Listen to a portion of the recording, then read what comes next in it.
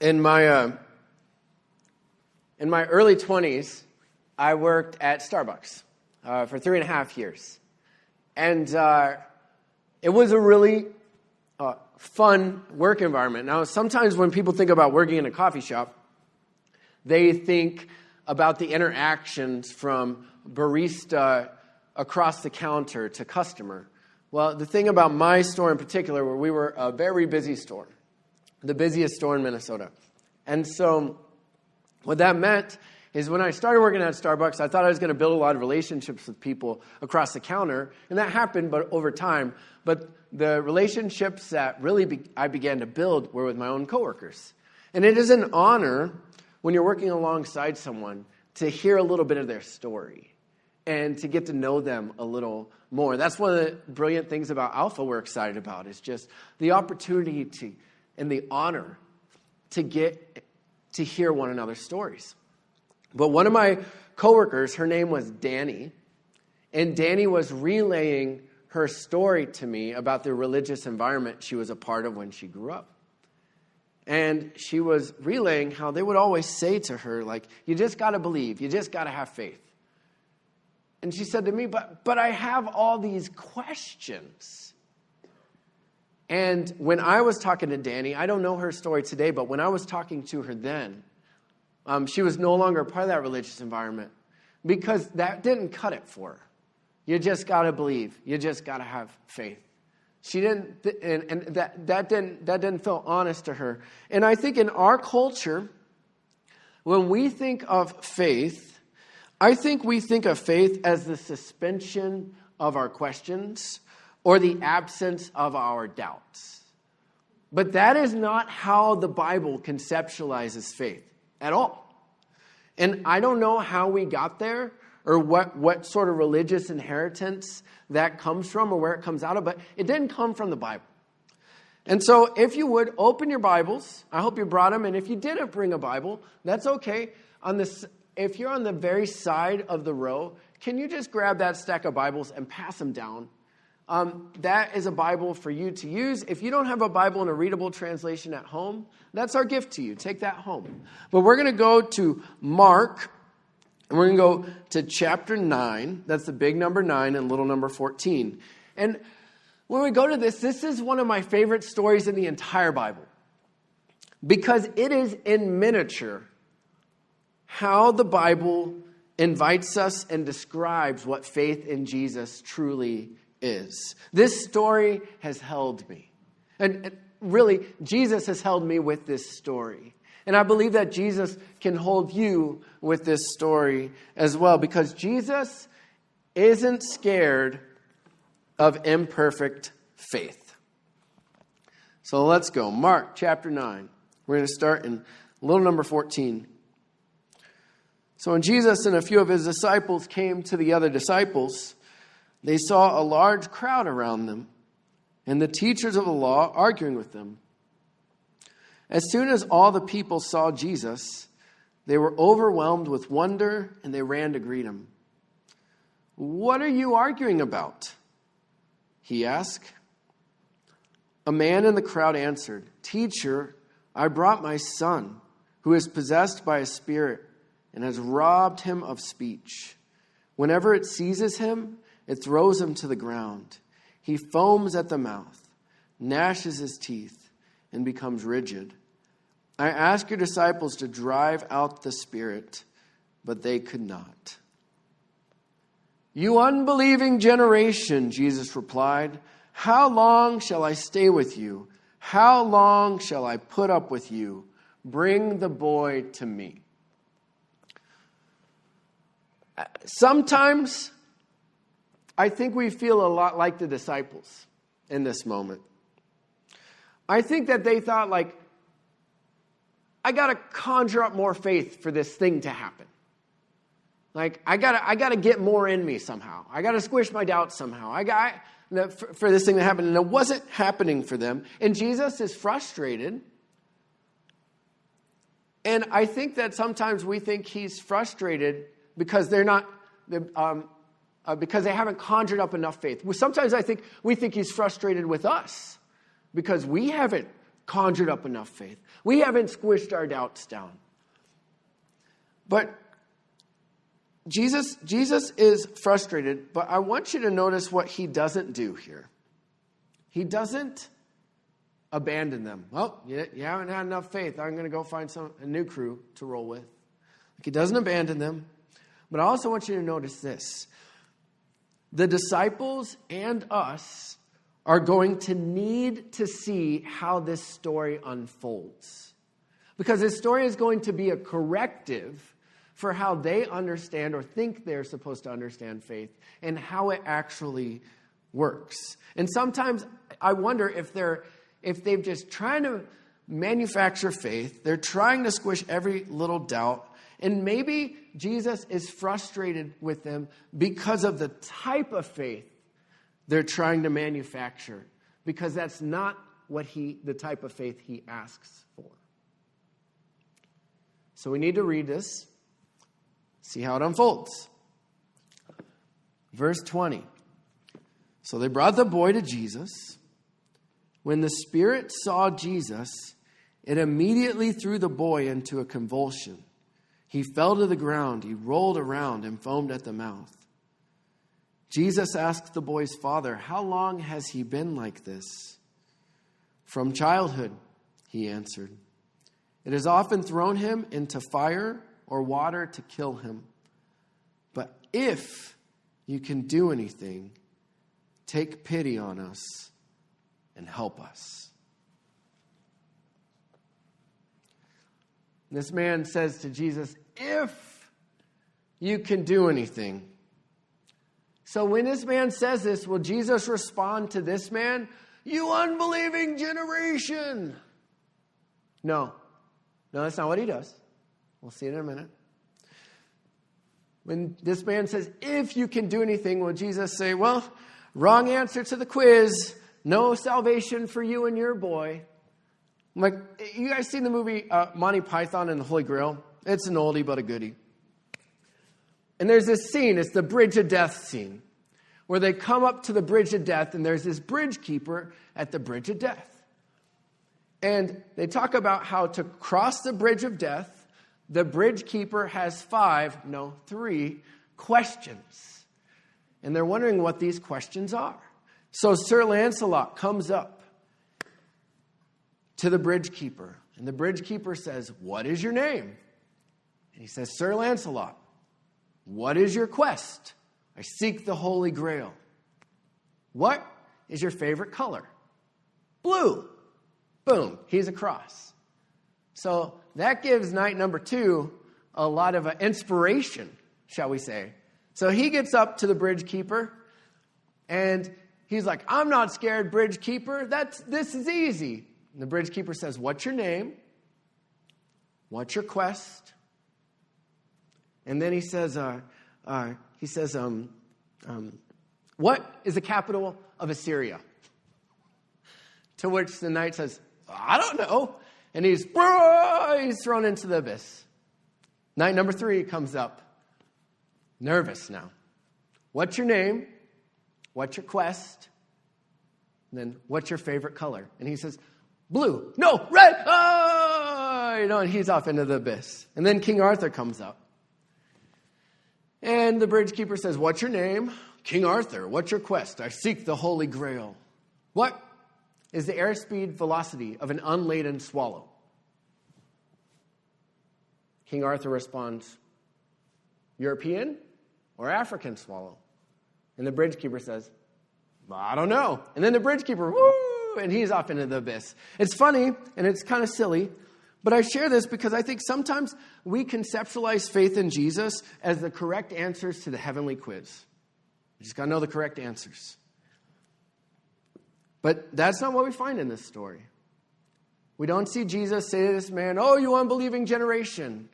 We don't see Jesus saying to this man, "Oh, wrong answer to the quiz." This man says, "If you can do anything." And this man's "if you can do anything" doesn't deter Jesus because Jesus is not scared by imperfect faith. So what will happen? Let's find out. Verse 23. That's a Bible, right? Not a person. Okay, good. If you can, said Jesus, everything is possible for one who believes. Immediately, the boy's father exclaimed, I do believe. Help me overcome my unbelief. And when Jesus saw that a crowd was running to the scene, he rebuked the impure spirit. You deaf and mute spirit, he said, I command you, come out of him and never enter him again. And the spirit shrieked and convulsed him violently and came out. And the boy looked so much like a corpse that many said, he's dead. But Jesus took him by the hand and lifted him to his feet, and he stood up. Behold our God,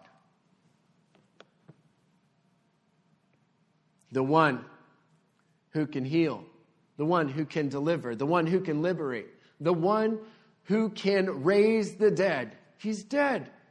All Jesus got to do is reach down, not dead anymore. The one who brings the dead to life.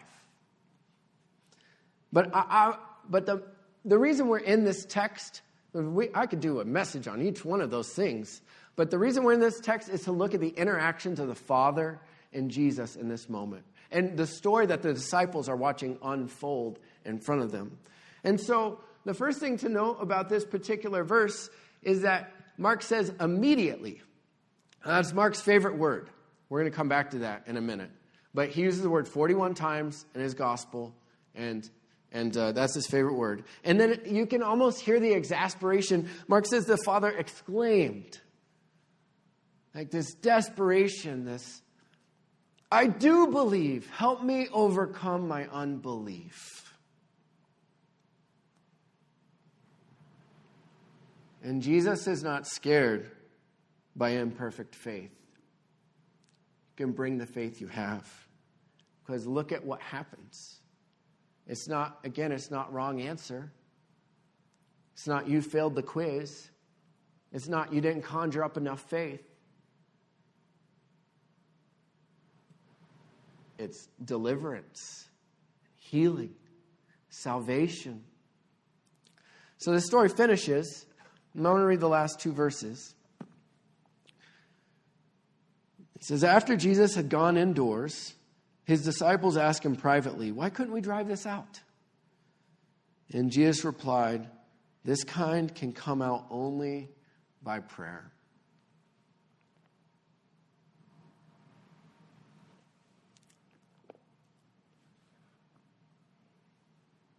Sometimes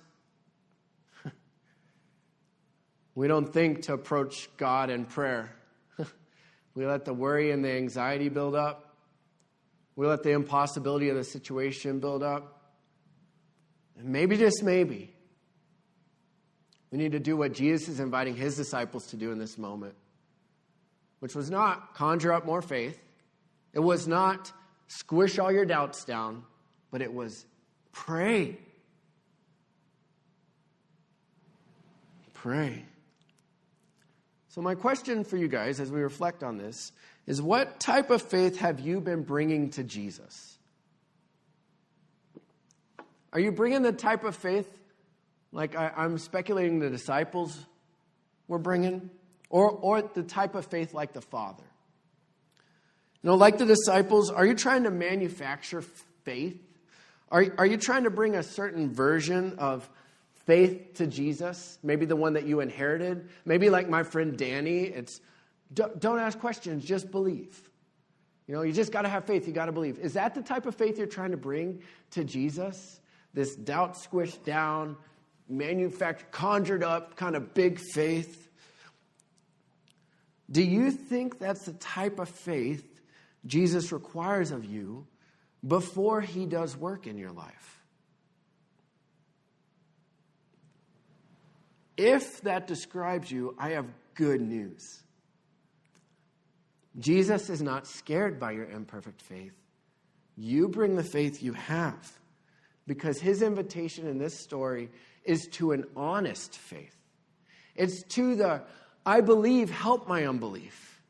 It's the, I'm there, but I'm not. And can you see why this is one of my favorite passages in the Bible? It is in miniature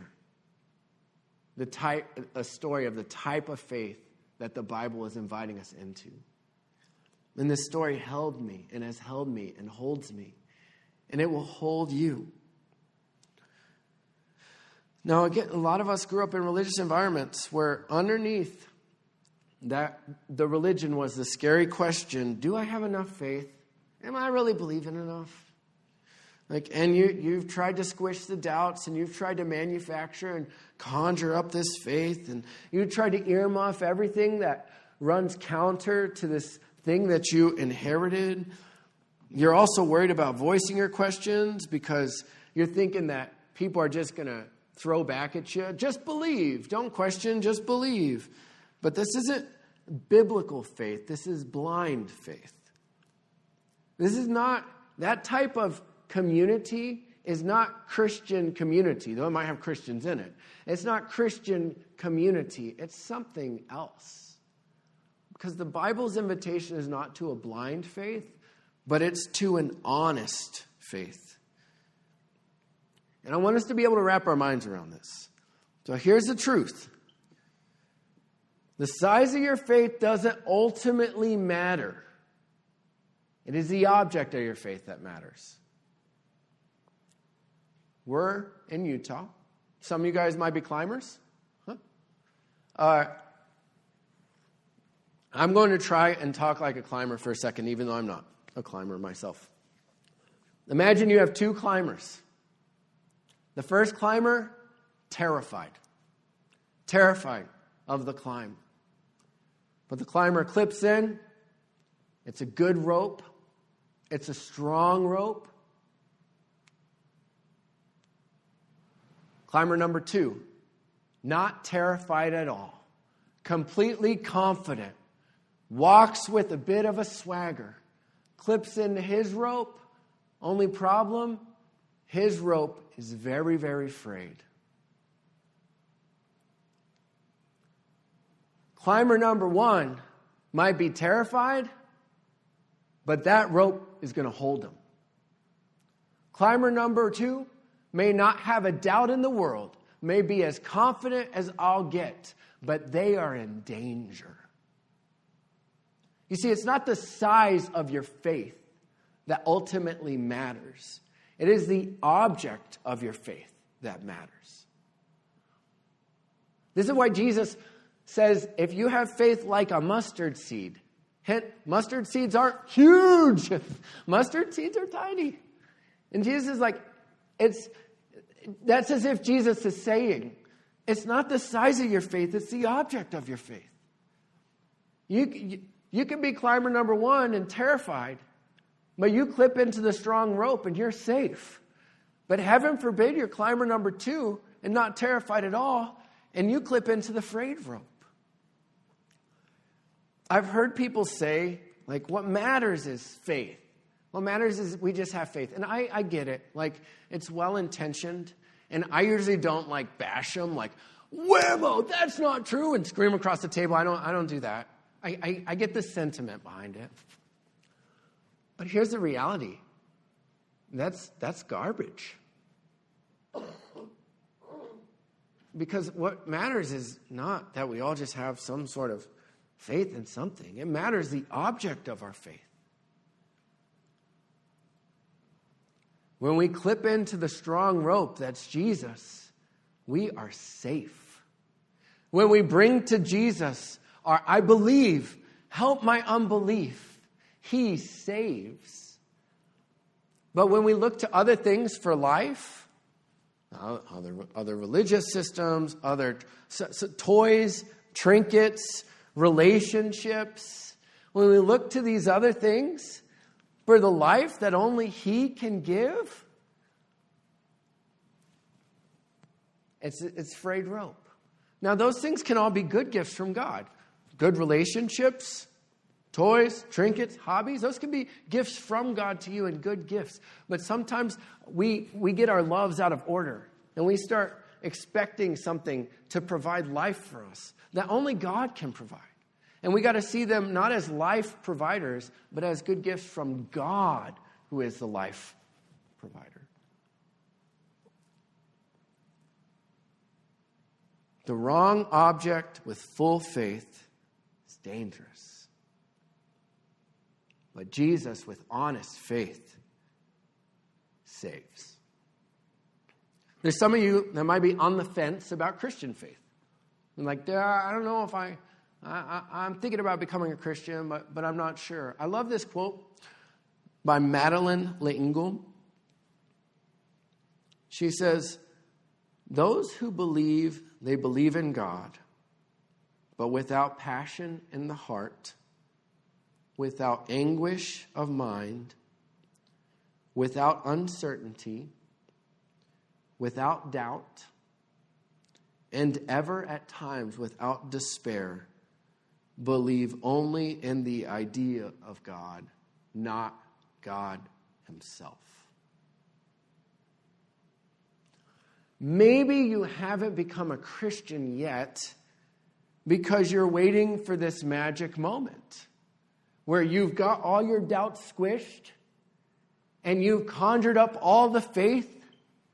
And you're like, then, when all these questions, when all the doubts are squished and when all the things are all figured out, then I'll become a Christian. But maybe, just maybe, it's time to bring the imperfect faith you have, the honest faith, the only faith that Jesus is asking for. I believe, help my unbelief. Maybe it's time to bring that to Jesus instead. For Christians, maybe you've been a Christian a while. Maybe you've walked with Jesus for a long time. This story is a gift, not just for saving faith, but for lived faith. I was a late teenager. I remember where I was. I remember the message that I heard. I was at a conference, and God was doing a work in my heart, a work about surrender. Because ultimately, that is the life of the Christian, isn't it? It's just being invited to surrender again. Or surrender something else again. Or re-surrender. But God was doing a work in my heart. And I just felt this sense, God say, like, what if I took your brother? Would I be enough for you? Now, my brother, at that moment in my life, was the most important person in the world to me.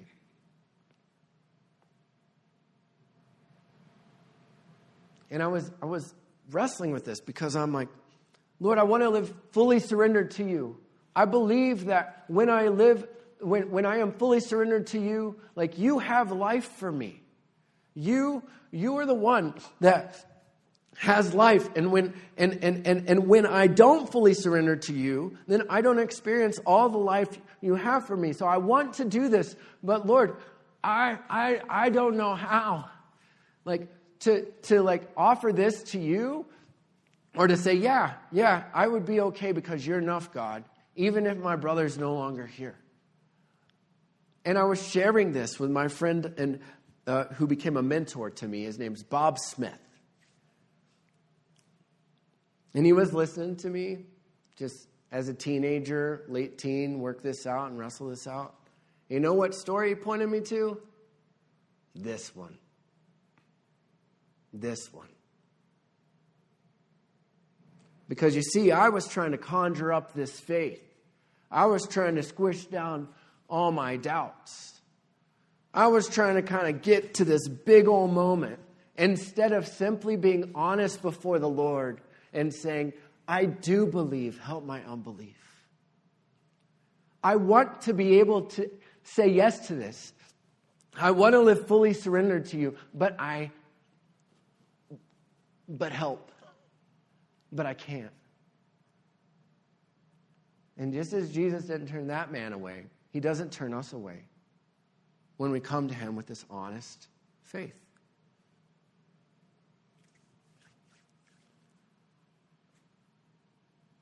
He's not scared by our imperfect faith.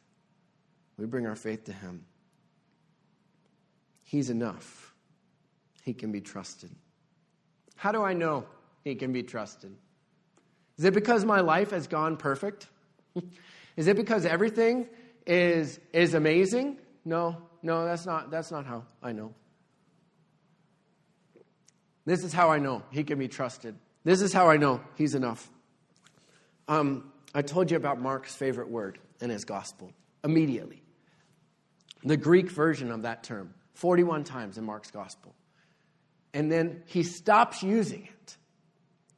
And you know when he stops using it? He stops using it at the scene of the crucifixion. It's almost as if Mark is in a hurry. Like, the story of Jesus is important, but I got to get to this moment. So immediately. He uses it 41 times. And then it stops using it at the best part of the story. Now, what is the cross? Jesus on a cross? The best part of the story? But what we learn is that our God is a God who cannot be anything other than self-sacrificial love. And so our God, for our sake, because of our sin, empties himself, goes to the cross, dies on a cross for our sin, is buried in the grave, and he is raised to new life. In his pursuing love of us, he didn't say, conjure up enough faith to get to me. He came to us. He's pursued us. He's loved us. He's given himself for us. And if he has given his life for us, he can be trusted. He is enough. And he has new life for us on the other side of honest faith. Not conjured up faith. Not doubt squished down faith. But the I believe, help my unbelief. He meets us right there.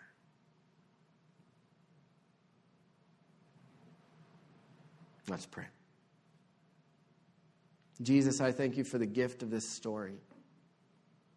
I thank you for the invitation of this story, which is an invitation to an honest faith. You're not scared of imperfect faith. You meet us right there. You meet us in our need. You meet us in our surrenders and our resurrenders. You meet us, Lord. And I pray that you would meet us again this morning. And for some, Lord, I just sense that there are some that have been waiting for this kind of conjured up, impossible faith that they think they're supposed to kind of get on their own. And this morning, you're knocking on the doors of their hearts,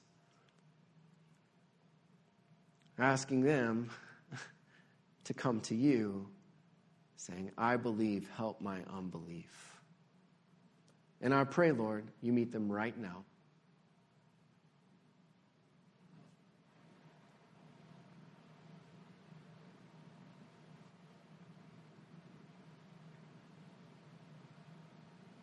Spirit of God, as we have sat in this story, do a work in our hearts. It is in your name we pray. Amen.